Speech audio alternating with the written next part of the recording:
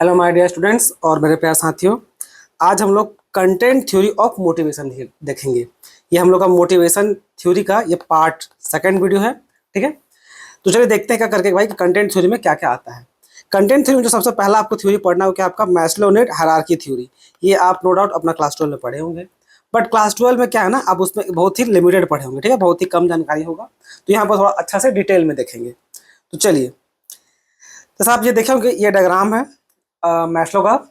और ये देखिएगा, इंटरेस्टिंगली हम इसको एनसीईआरटी से डायग्राम को यहाँ निकाल के लाए हैं। ठीक है, देखिए ये पिरामिड की तरह है। और जो मैस्लो का जी का जो नीड्स थ्योरी है ना, वो मेनली क्या है भाई, लोअर से आपका हाईएस्ट की तरफ बढ़ता है। यानी कि भाई एकदम बेसिक चीज से स्टार्ट होता है, और जब बेसिक चीज का फुलफिलमेंट हो जाता है फिर लोग धीरे धीरे ऊपर बढ़ना चालू करते हैं। ठीक, ये है आपका मैस्लो जी का थ्योरी। इस थ्योरी में जो सबसे इंपॉर्टेंट चीज ये बात है, उनका ये सबसे पहला मानना था कि जब तक ये बेसिक नीड्स पूरा नहीं होगा, लोअर लेवल का जब तक नीड्स पूरा नहीं होगा ना, कोई भी इंसान अपना अपर नीड्स में नहीं जा सकता। तो उनका कहना यह था भाई कि पहले ये पूरा होगा, उसके बाद ये पूरा ये होगा। ऐसा नहीं हो सकता कि दोनों एक साथ पूरा हो जाए, या ये पहले पूरा हो और ये वाला बाद में हो। ऐसा नहीं है। वो थ्योरी आपका ऑर्डर के हिसाब से सेट है। और ऑर्डर क्या है भाई कि भाई बेसिक से आपका एकदम जो सबसे टॉप जो आपका नीड्स है, सो लास्ट का नीड्स। तो चलिए इसी को हम लोग समझते हैं आराम से। तो सबसे पहला नीड्स क्या है उनका, basic psychological needs. Basic psychological needs यानी कि भाई अगर आम इंसान का नजर से देखेगा तो सर्वाइवल के लिए मिलने क्या चाहिए भाई, रोटी कपड़ा और मकान। ठीक है, रोटी कपड़ा और मकान यानी कि फूड होम शेल्टर, ये फूड क्लोथ शेल्टर, ये क्या है, ये आपका बेसिक नीड्स है। ठीक है, अगर कंपनी का ऑर्गेनाइजेशन के एग्जांपल में देखें तो क्या हो जाएगा आपका बेसिक सैलरी। ठीक, जब इंसान का जब ये नीड्स पूरा होता है ना, उसका बेसिक साइकोलॉजिकल नीड्स भाई रोटी कपड़ा मकान मिल गया, तो अब क्या होता है, वो शिफ्ट करता है आगे वाले नीड्स में। जब होता है ना, देखिए इंसान क्या होता है, इंसान अपना डिजायर में बंधा होता है। डिजायर बोलिए चाहे ख्वाहिश बोलिए, ठीक है, जो उसका इच्छा होता है वो अपना डिजायर के सहारे जीता है। जब ये चीज उसको जब मिल जाता है, यानी जब ये चीज उसको मिला, तो एक बार क्या होता है भाई, अब वो जब डिजायर फुलफिल हो गया तब उसको आगे वो बढ़ता है। तो आगे क्या है, आगे है भाई सेफ्टी बोलिए चाहे सिक्योरिटी नीड्स बोलिए। जिस जगह पे रहते हैं वहाँ पर भाई वहाँ का जो आपका जो सेफ्टी के तौर पे जो स्टेबिलिटी ऑफ इनकम है, आम इंसान का जिंदगी से देखिएगा तो भाई वो जहाँ पर इन्वायरमेंट है वो पीसफुल है कि नहीं। ठीक है, सारा किसी प्रकार दंगा फसाद तो नहीं होता इस टाइप का। और उसको अगर कंपनी एग्जाम्पल मिल जाए तो क्या होगा, कंपनी का किसी एम्प्लॉय के लिए उसका क्या भाई, उसके लिए सिक्योरिटी होगा भाई पेंशन, उसको पेंशन मिले रिटायरमेंट के बाद, उसका लाइफ सिक्योर रहे। उसको प्रोविडेंट फंड मिले। ठीक है, ये सब जब ये भी नीड्स पूरा हो जाता है, जब सेफ्टी सिक्योरिटी पूरा हो जाएगा, तब फिर क्या होते हैं, फिर उसके बाद हम लोग थोड़ा सा दोस्ती यारी खोजना चालू कर देते हैं। ठीक है, यानी कि एफिलिएशन नीड्स, बिलोंगिंग नीड्स बोलिए चाहे लव नीड्स बोलिए। ठीक है, जहाँ पर देखिए इधर नॉर्मल जिंदगी में फ्रेंडशिप, और कंपनी के नजर में देखा जाए भाई तो जो कलीग सब जिसके साथ आप काम कीजिएगा उन लोगों के साथ थोड़ा अच्छा से रिलेशन बनाना। हम लोग भाई सोशल प्राणी हैं। ठीक है, हम लोग सोशल एनिमल हैं, तो इंट्रैक्शन बनाना हम लोग एकदम आदत से, हम लोग ग्रुप में हमेशा पले बड़े हैं इंसान लोग, तो दोस्त यार बनाना हम लोग का एकदम कॉमन सा चीज़ है। और जब दोस्ती यारी भी मिल जाती है, जब दोस्ती यारी भी हो जाता है, तो फिर हम लोग पहुंचते हैं क्या, स्टीम नीड्स में। अब स्टीम नीड्स क्या बोलता है भाई कि खाने को जुगाड़ हो गया, ठीक है, फ्यूचर का भी प्लान सिक्योर हो गया, दोस्ती यारी भी कर ली है, अब क्या चाहिए, अब चाहिए भाई स्टीम नीड्स, यानी कि अब चाहिए हम लोग को फुल इज्जत। फुल इज्जत, ठीक है, कम इज्जत से काम नहीं चलेगा, फुल इज्जत चाहिए। तो स्टीम नीड्स बस वही बोलता है बच्चों। कंपनी के पर्सपेक्टिव में फूड स्टीम नीड्स बोलने का मतलब क्या, उसका उसका टाइटल, इसको बोले रिकॉग्निशन, कि भाई हाँ ये एम्प्लॉय को अब देखिए, अब ये इस स्टेज में पहुंच गया वो एम्प्लॉय जहाँ उसके लिए पैसा मैटर नहीं कर रहा है, उसके लिए वो पैसा मैटर नहीं कर रहा है, उसको क्या चाहिए, उसको भाई इज्जत चाहिए। तो इज्जत कैसे देंगे, उसको रिकॉग्निशन दीजिए, हो सके तो उसको कोई अवार्ड वार्ड दे दीजिए कि भाई ये है बेस्ट एम्प्लॉय, इस टाइप से। फिर लास्ट में क्या आता है आपका, सेल्फ एक्चुअलाइजेशन नीड्स। अब सेल्फ एक्चुअलाइजेशन नीड्स ना, ये हाईएस्ट फॉर्म ऑफ नीड्स है मैस्लो जी का थ्योरी में। अब ये क्या होता है सेल्फ एक्चुअलाइजेशन नीड्स, देखिए सेल्फ एक्चुअलाइजेशन नीड्स होता है भाई एक छुपा हुआ डिजायर। ठीक है, एक प्रकार का समझिए हिडन डिजायर। इंसान सब ना, देखिए आप और हम जितना कोई हैं, हम लोग अभी सब क्या है ना, जो करना चाहते हैं वो कर नहीं रहे हैं मैक्सिमम के साथ। यहाँ 95% लोग ऐसा है जो करना चाहता है वो जॉब नहीं कर रहा है, पर अब जिनके गुजारा करना है तो उसके लिए दूसरा कुछ कर रहा है। ठीक है, क्या भाई पेट आप ही पेट का सवाल है, कुछ तो करना पड़ेगा। तो होता क्या है, ऐसे समझिए, ये हम आप ये समझ लीजिए जैसे कि कोई एक एम्प्लॉय था। ठीक है, वो बेचारा, उसको बचपन में या अपने जवानी तक उसको म्यूजिक का बहुत शौक था। ठीक है, उसको म्यूजिक का बहुत शौक था। तो अब म्यूजिक का शौक तो था, लेकिन भाई अब वो म्यूजिशियन बन नहीं पाया, म्यूजिक इंडस्ट्री में वो घुस नहीं पाया। ठीक है, अब वो म्यूजिक इंडस्ट्री में नहीं गया, ये बेचारा क्या किया, लास्ट में कोई जॉब पकड़ लिया, मान लीजिए वो कोल इंडिया लिमिटेड CIL में किसी में एक जॉब पकड़ लिया। अब उसको क्या होगा, उसको बेसिक सैलरी मिलने लगा, उसका पेंशन प्लान पेंशन मिलेगा, रिटायरमेंट के बाद PF भी मिल जाएगा। वो आप यहाँ काम करता वहाँ दोस्त बना लिया, अच्छा काम किया तो बस उसको रिकॉग्निशन मिल गया।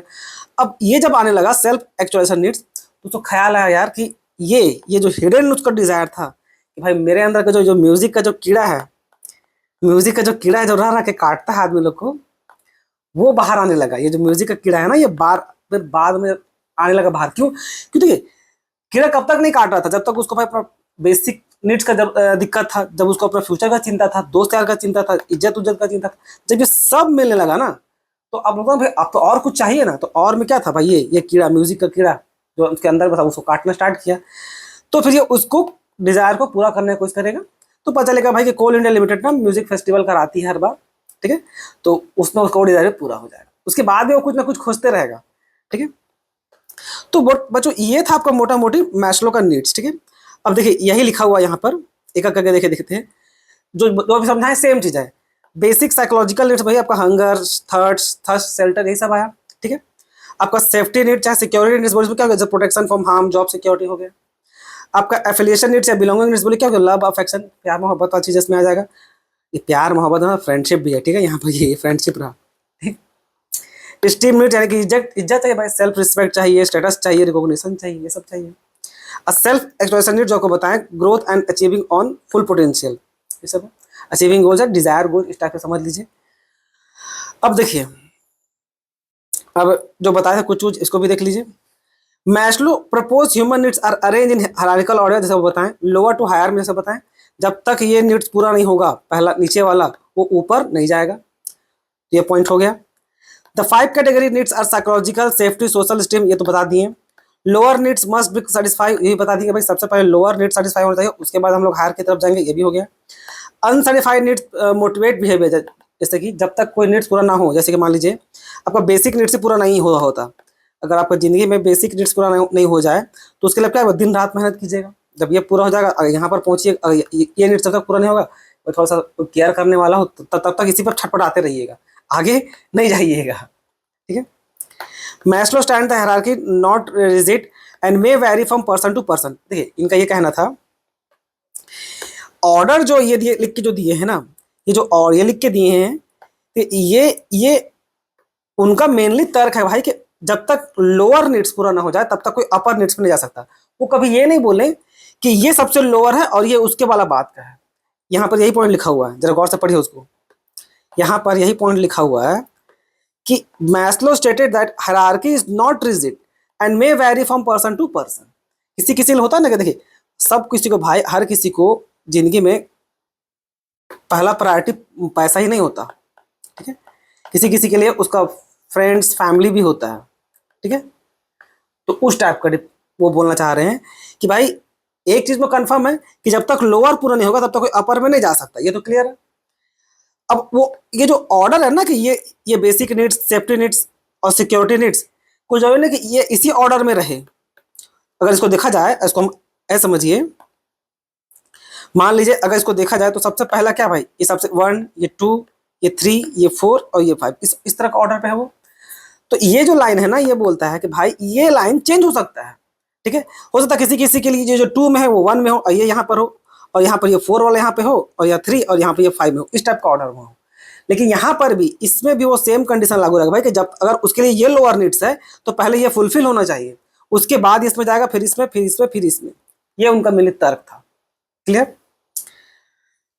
अब देखिए एग्जाम में और कुछ पूछता है आपसे, ये देखिए यहाँ देखिए, डी नीड्स जो क्या बोलते हैं लोग, डिफिशियंसी नीड। डी नीड्स में क्या आता है, डी नीड्स यानी कि arise due to lack of deficiency, जैसे क्या इंक्लूड साइकोलॉजिकल, सेफ्टी और सेल्फ स्टीम नीड्स, ये आता है आपका डी नीड्स में, ठीक। मोटिवेशन रिड्यूस आफ्टर सेटिस्फैक्शन, मतलब जब एक बार मोटिवेशन, मतलब जो ये सब जो नीड्स है, डिफिशियंसी नीड्स, ये बोलना ये चाह रहे हैं, ये जो डिफिशियंसी नीड्स है ना, ये उस तरह का, मान लीजिए कमी था, ठीक है, इस नीड्स सबको कमी था, सेफ्टी का, सोशल का, ठीक है, प्यार मोहब्बत कमी था, ये मान लीजिए लव का उसको कमी था भाई, इसको कोई प्यार करने वाला मिल गया, केयर करने वाला मिल गया कंपनी में। तो जब वो नीड्स एक बार जब सेटिस्फाई हो जाता है ना, जब वो एक बार सेटिस्फाई हो गया, जब एक बार वो नीड सेटिस्फाई हो गया, तो फिर वो धीरे धीरे रिड्यूस करने लगता है। तो यहाँ पर वही लिखा हुआ है, मोटिवेशन रिड्यूस आफ्टर सेटिस्फैक्शन, होता नहीं है। लॉ ऑफ स्कार्सिटी, दुनिया में हमेशा लॉ ऑफ स्कार्सिटी आप लोग सुने हैं, ये बनाया हुआ टर्म लॉ ऑफ स्कार्सिटी। जो स्कार्सिटी एक प्रकार से जो है ना, वो हमेशा काम करता है।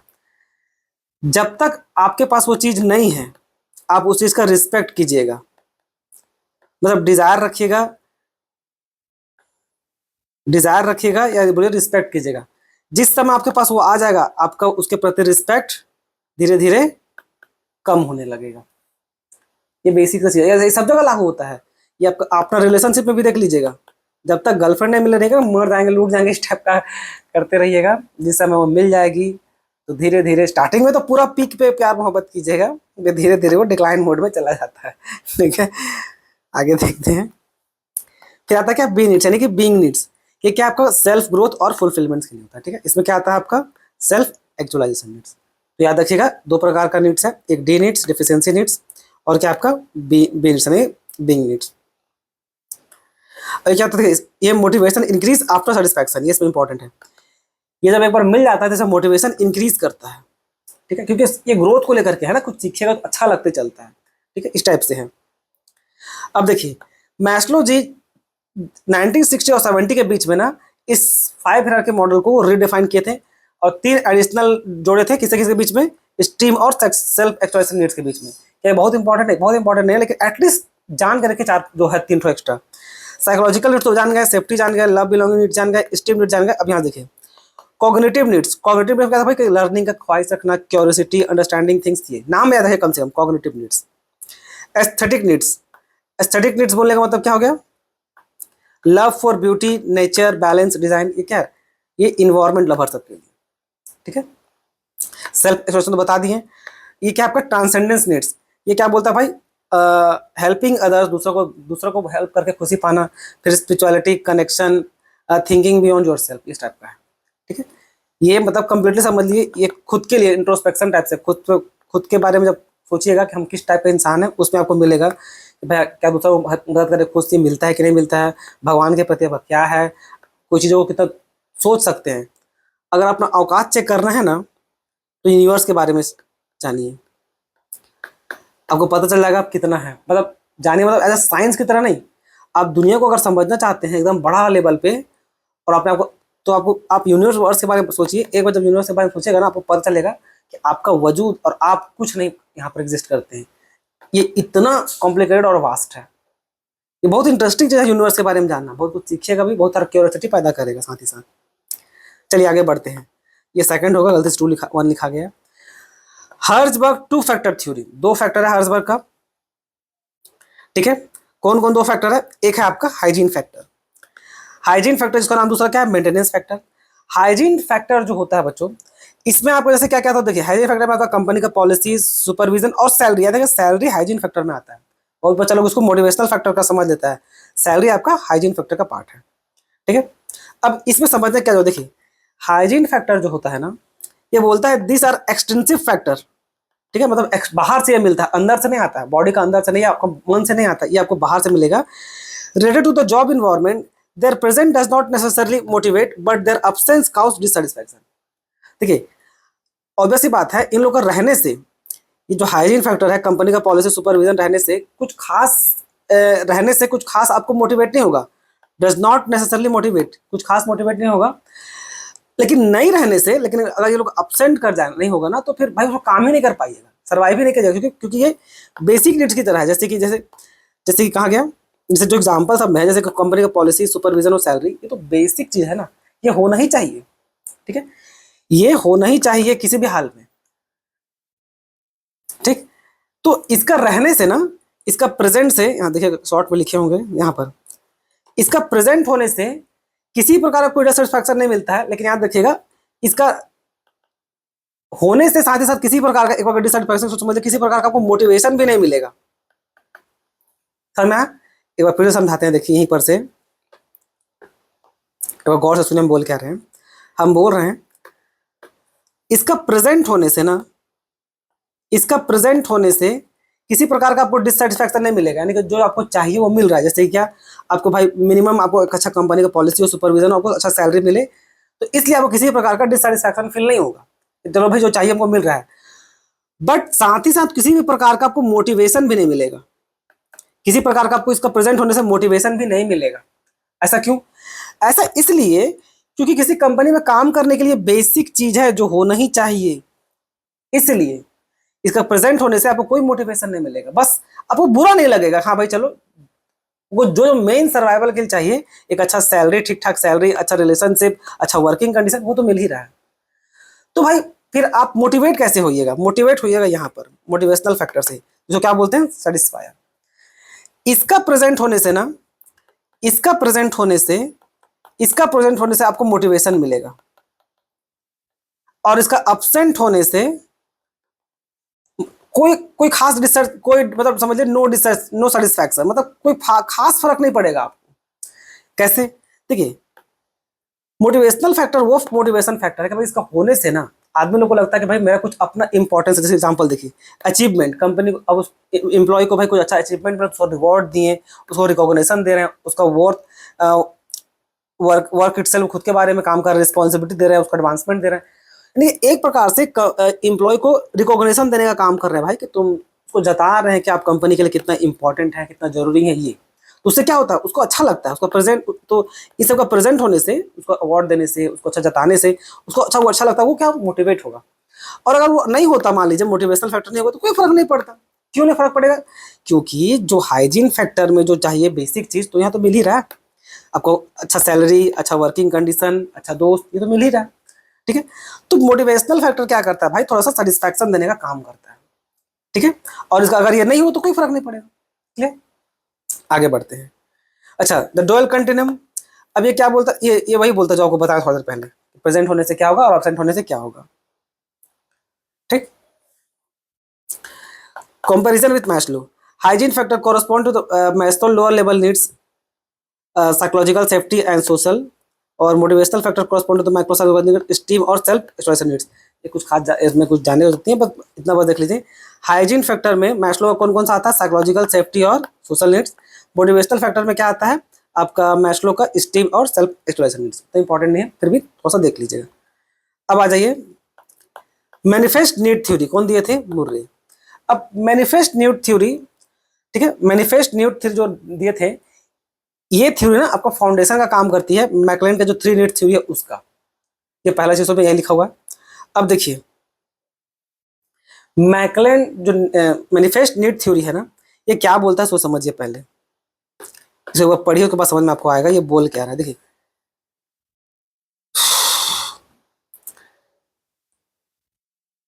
Henry Murray manifest need theory is a foundational theory is in personality and motivational psychology. It is pursuer of Maclaurin 3 needs theory and is unique because it focus on environmental factor interact with internal needs. ये यहाँ से देखिए important है, ये बोल रहा है वो मैनिफेस्ट नीड थ्योरी बोलने का ये काम कर रहा है भाई, कि बाकी सब थ्योरी की तरह ये नीड्स पे ध्यान नहीं देता है। मतलब ये बोलना ये चाह रहा है फोकस ऑन हाउ जो इन्वायरमेंट है, जो इन्वायरमेंट है जिसको वो एक अलग नाम दिए थे प्रेस, वो इन्वायरमेंट के हिसाब से, परिस्थिति या सिनेरियो के हिसाब से आपका इंटरेक्ट जो नीड्स है वो डेवलप होगा। ठीक है, जो नीड्स है वो यहाँ पर डेवलप होगा, और उसी जो डेवलप हो जो नीड्स है ना, उसी को क्या बोलेंगे हम लोग? Manifest needs. ठीक है, जैसे कि उदाहरण देते हैं, ये क्या बोला देखिए, अब उस उदाहरण के साथ समझ में आ जाएगा। पहले के समय में क्या होता था ना, जैसा परिस्थिति था, जैसा उस समय का जो इन्वायरमेंट था, सिचुएशन था, उस समय के लिए भाई, उस समय के लिए रोटी, कपड़ा और मकान ही सब कुछ था। उस समय जो सिनेरियो था, जो इन्वायरमेंट था, उस समय के लिए जो नीड्स था, ये तीनों था, वो काफी था तो सर्वाइवल के लिए, खुशी हुई जिंदगी के लिए। लेकिन आज का मॉडर्न एरा में जो आप अपना इन्वायरमेंट जो एक्सपीरियंस करते हैं, यहाँ पर मॉडर्न एरा में जो आप एक्सपीरियंस कर रहे हैं, रोटी, कपड़ा, मकान के साथ साथ आपको टीवी, कूलर, फ्रिज, ये सब चाहिए, मोबाइल सब चाहिए। ये आपका एक प्रकार से आज का डेट में आपका मैनिफेस्ट नीड्स बन गया है। क्यों? क्योंकि अब आपको इन्वायरमेंट जो एहसास कराई, एक्सपीरियंस दिलाई कि भाई ये अब बेसिक चीज है, पहले ये था अब ये है। समझ में बोल कह रहे हैं? तो जो मैनिफेस्ट नीड्स थ्योरी है ना, ये बताने के बाद यही काम करती है कि हम लोग का जो डिजायर है या जो नीड्स है, वो किसके हिसाब से डिसाइड होता है, वो अलग अलग इन्वायरमेंट, ठीक है, इन्वायरमेंट का सिचुएशन, उसका परिस्थिति, उसके हिसाब से वो डेवलप होता है। वो ये मेनली यही बताने का वो काम कर रहा है, ठीक है। जैसे आपको बताएं, पहले का समय में जो ये थे, पहले का समय में केवल रोटी और कपड़ा मकान था, उस समय जो इन्वायरमेंट था, उस समय का इन्वायरमेंट केवल ये दिखाता था। आज का जो मॉडर्न एरा है वो ये बताने का काम करता है भाई कि अब आपको केवल रोटी, कपड़ा और मकान के साथ फिर आपको टीवी, कूलर, फ्रिज फ्रिज ये सब चाहिए। ये आपका बेसिक नीड्स में चला गया है। तो ये क्या है, सिनेरियो के हिसाब से आपका नीड जो डेवलप हो गया, एक नया नीड डेवलप हो गया, और जो नया नीड डेवलप हुआ उसे क्या बोलते हैं, मैनिफेस्ट नीड्स। तो देखिए ये लिखा हुआ है डेफिनेशन ऑफ नीड्स, यानी कि मैनिफेस्ट नीड्स किसको बोला गया है। मूरे डिफाइन नीड्स एज पोटेंशियलिटी और readiness to respond in certain way under certain given circumstances. He believed these needs are mostly learned and rather than innate. ये क्या होता है, इसको हम लोग मेनली सीखा जाता है, किसके द्वारा, इन्वायरमेंट में रह करके। इन्वायरमेंट में रहने से ही हम लोग सीखते हैं, ना कि हम लोग का अंदर से आता है, इंटरनल बॉडी का रिस्पॉन्स नहीं आता। जैसे भूख लगा भाई, खाने का जो होता है फूड का, तो क्या फूड जो है आपका इंटरनल नीड्स है, मतलब बॉडी का अंदर से आने वाला नीड्स है। पर ये जो मैनिफेस्ट नीड्स जिसका बात हो रहा है ना, वो आपका इन्वायरमेंट से आता है, मतलब आपका आसपास से एक्सपीरियंस है, उससे वो आ रहा है। तो दो प्रकार का, मैनिफेस्ट नीड्स और internal feelings. Manifest needs, these needs are the observable in a person's behaviour. जैसे बताएं, अपना बिहेवियर सीखता है, ये तो रहने दीजिए। अब देखिए, वो इन्वायरमेंट को दो भाग में बांट दिया, कॉन्सेप्ट ऑफ प्रेस। अब वो दो भागों कैसे बांटे, एक बांटे अल्फा प्रेस, एक बांटे बीटा प्रेस। अल्फा प्रेस में क्या बोला गया कि जो ऑब्जेक्ट और रियलिटी है, भाई एक्चुअली हो क्या रहा है, what is happening in environment, environment actually हो क्या रहा है, और जो कुछ भी हो रहा है उससे पर्सन टू पर्सन क्या सीख रहे हैं, subjective perception, how the person perceive the environment, यानी अपना इन्वायरमेंट से वो क्या सीखता है। ये क्यों जरूरी है, क्योंकि देखिए अगर ये इन्वायरमेंट है, ठीक है, ये इन्वायरमेंट है, तो इस सेम इन्वायरमेंट, सेम परिस्थिति से दो इंसान दो अलग चीज सीख सकता है, ठीक है। कोई जरूर नहीं है कि अगर दोनों के बीच में दोनों डिफिकल्ट लाइफ जिया हो, मान लीजिए इन्वायरमेंट लोग को बहुत ही डिफिकल्ट सिचुएशन वाला मिला, ठीक है, जहाँ सर्वाइवल ही बहुत दिक्कत था या बहुत ही हार्श कंडीशन था, तो ये इंसान, इसको लग सकता है भाई, मान लीजिए दोनों अपनी जिंदगी में सेम इन्वायरमेंट को झेला, दोनों बहुत दुख तकलीफ झेला, बहुत बुरी तरह फेस किया। ये पर्सन डिसाइड किया कि पूरा दुनिया बदमाश है, तो भाई हम भी ऐसा हो जाएंगे, सेम, हम भी उसी तरह सेम टाइप का बन जाएंगे। तो ये एक तरह का समझ लीजिए फीलिंग गया। अब ये पर्सन को लगा कि भाई पूरा दुनिया तो बदमाश है, क्योंकि भी वही चीज फेस किया, तो ये डिसाइड किया भाई पूरा दुनिया बदमाश है, तो एटलीस्ट हम वैसा नहीं बनेंगे जैसा हम दूसरों के साथ झेले हैं। सेम लाइकवाइज जो भी पर्सन है इन्वायरमेंट के हिसाब से अपना मैनिफेस्ट नीड्स डेवलप करेगा। तो इसके लिए क्या होगा, अलग अलग नीड्स होगा, ये अलग नीड्स डेवलप करेगा, ये पूरा जिंदगी क्या करेगा, ये पैसा में झोंक देगा अपना। और ये पर्सन जिसकी जो अलग नीड डेवलप करेगा, ये दोनों देखेगा, ये थोड़ा सा इसके अंदर सिंपैथी नीड्स या फ्रेंडशिप, सोशल नीड्स, ये इस टाइप का पर्सन बनेगा ये, ठीक है। वो तो डिपेंड करता है कि अलग इंसान टू इंसान पे। तो ये है बच्चों। फिर बाद में वो और क्लैरिटी के लिए नीड्स को दो भागों में बांटे, एक प्राइमरी नीड्स और एक आपका सेकेंडरी नीड्स। प्राइमरी नीड्स में आपका बायोलॉजिकल नीड, यानी कि जो आपका इंटरनल बॉडी का पार्ट्स है, जो सर्वाइवल की जरूरी है, जैसे खाना, पानी और सोना, ठीक है। सेकेंडरी नीड्स जो आपका इन्वायरमेंट से जो आएगा, मेन जो साइकोलॉजिकल नीड्स है, जो हम लोग एक्सपीरियंस से लर्न करेंगे, ठीक है। तो ये जो साइकोलॉजिकल जो नीड्स है ना, वो इस प्रकार से वो 20 साइकोजेनिक नीड्स, यानी कि 20 सेकेंडरी नीड्स निकाले थे, ठीक है। 20 का 20 नहीं पढ़ेंगे, और इसी 20 में समझे 3 जो आपको बोले थे ना मैक्लेलन का नीड्स बनता है, हालांकि इसमें 20 नहीं है, 5 ठो है। इसे पूरी डिटेल में देख जरूरत नहीं है कि कौन कौन है, मतलब एग्जैक्ट आपको नाम याद जरूरत नहीं है, 20 का नाम याद जरूरत नहीं है, बस जो मेन है वो देख लीजिए। एक है आपका अचीवमेंट, एंड क्यों लिखा हुआ है, वो लिखने का स्टाइल वैसे ही था बोचा, तो वैसे लिखा गया। एक हो गया अचीवमेंट, एफिलिएशन, ऑटोनॉमी, डोमिनेंस, आपका बेसमेंट, ये सब। और ही जो 15 था वो बचा हुआ है, ये मेन 5 यही है, मुर्रे में 5 यही है, ठीक है। अब देखिए इसी मुर्रे नीड्स में क्या सीखना आपको, टैट क्या आपका थीमेटिक एप्रिसिएशन टेस्ट। अब इसमें क्या होता था, समझ लीजिए एक ऐसा पोर्ट्रेट है, एक फोटो है जो उसको टांग दिया गया दीवार पे, और ये एक एम्प्लॉय है, और यहाँ पर समझ लीजिए एक साइकोलॉजिकल वाला पर्सन बैठा है जो जज करने के लिए, ठीक है। अब ये एम्प्लॉय को बोला गया ये फोटो देखो और बताओ इस फोटो से कोई स्टोरी नरेट करो, चलो बताओ इसमें तुमको क्या देखने को मिल रहा है। उसके बाद ये बताते जाएगा, और इसके बोलने के हिसाब से ये जो पर्सन है ना, ये इसको क्या नीड्स का जरूरत है सो बताएगा, समझ में आया। तो उस टेस्ट को क्या बोलते हैं, थीमेटिक एप्रिसिएशन टेस्ट, ठीक। अब मैनेजमेंट एप्लीकेशन देखिए, by understanding worker manufacture needs a manager can create press environment that aligning with those note to maximise motivation, मतलब ऐसा इन्वायरमेंट क्रिएट किया जाएगा। और मान लीजिए किसी वर्कर को वो फोटो देखने के बाद लगा कि सर थोड़ा साफ सफाई रहता है तो थोड़ा अच्छा रहता है, तो इस टाइप से तो ये फिर ये जज कर लेगा भाई कि हाँ मतलब इसको वर्किंग कंडीशन में थोड़ा अच्छा वर्किंग कंडीशन है, साफ सुथरा ऐसे होना चाहिए वर्किंग वर्क प्लेस। तो ये है। अच्छा, ये एक चीज ध्यान में रखिएगा, जैसे बताएं, unlike Maslow hierarchy, Murray believed that needs need not to follow fixed order. Multiple needs can be activated at the same time. एक ही समय में बहुत सारे needs फुलफिल हो सकता है। जैसे कि मैस्लो क्या करना था भाई, जब तक लोअर नीड्स पूरा नहीं होगा आप ऊपर का नीड्स में नहीं जा सकते। लेकिन इनका कहना अलग था, इनका कहना था कि भाई कोई भी नीड्स अगर ऑर्डर में अगर ऐसे सेट किया हुआ है तो कोई भी नीड्स पहले पूरा हो सकता है या एक साथ 2 3 भी पूरा हो सकता है। ठीक है,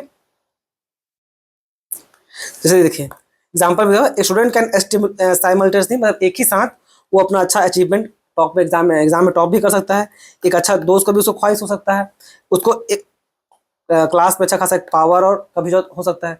तो 3 नीड्स एक साथ डेवलप हो गया, 3 नीड्स एक साथ डेवलप हो गया। और मैस्लो क्या बोले थे, मैस्लो बोले थे जब तक लोअर फुलफिल नहीं होता है वो ऊपर नीड्स के बारे में सोचेगा ही नहीं, ये था। ठीक है, अब देखिए मैकलेंड का, ये मैकलेंड का अचीवमेंट नीड्स थ्योरी है। इसमें वही जो मुर्रे का 3 नीड्स है ना, मुर्रे का 3 नीड्स है, इसको उठाया गया। वो 3 कौन कौन सा, 3 नीड्स देख लीजिए। एक है नीड फॉर अचीवमेंट, भाई जो अचीवमेंट करेंगे जिंदगी में उसको लेकर के है, जैसे कि drive to excel, to achieve relation और self, to achieve relation, to set standards and strive to success, यही सब है। देखिए अचीवमेंट मतलब मोटा मोटी प्रोग्रेस टाइप से, इसको याद रखिए, शॉर्ट में NACH लिखते हैं। ठीक, कैरेक्टरिस्टिक्स में क्या लिखा हुआ, high achievement individual prefer task and moderate risk, desire immediate feedback and like work lone और विथ, ये उसका पर्सनालिटी के बारे में लिखा हुआ जो इस तरह का नीड्स का रखता होगा। ठीक है, तो उसको क्या बोला गया, अचीवमेंट नीड्स यानी कि NACH। फिर क्या है, नीड फॉर पावर यानी कि NPOW। पावर यानी कि ऑब्वियसली सबको पावर चाहिए होता है। पावर किस तरह का, 2 टाइप का पावर है, एक पर्सनल पावर है और दूसरा इंस्टीट्यूशनल पावर है। पर्सनल पावर क्यों चाहिए भाई, wanting to direct others can be negative, ये नेगेटिव भी हो सकता है भाई, पावर देने के बाद वो बुरा रिएक्ट भी कर सकता है। Institutional power, wanting to organise the efforts of others to further goals of organisation यानी कि पॉजिटिव नीड्स।